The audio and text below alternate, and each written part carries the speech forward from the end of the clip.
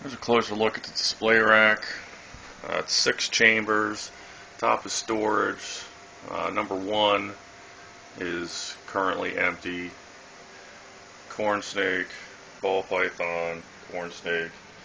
And number 5 hasn't been completed yet since I don't need it, but it can be done in about probably a half hour.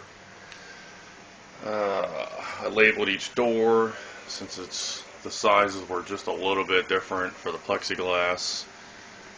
And one of the questions about the plexiglass was how it worked. There's the lattice divider I was telling you about at Home Depot, and holding everything in is a hanger. It's a piece of clothing hanger I bent to look like a pin. I drilled a hole going 45 degrees down in the wood. So you pull the pin out and this just slides open.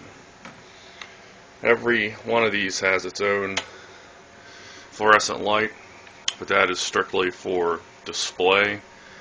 They do warm up the tanks above them, so I have them here for display. Right now, they get their daily light from a 75 watt CCFL hanging off the closet door.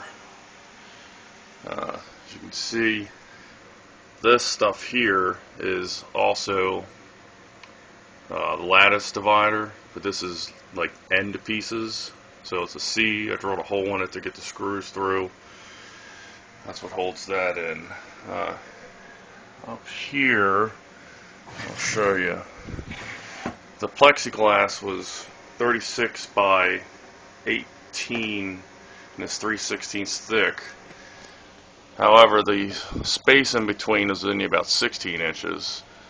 So when I cut it down the size, I took the extra pieces and I glued them to the back and sealed them so that substrate and liquids wouldn't get through the back.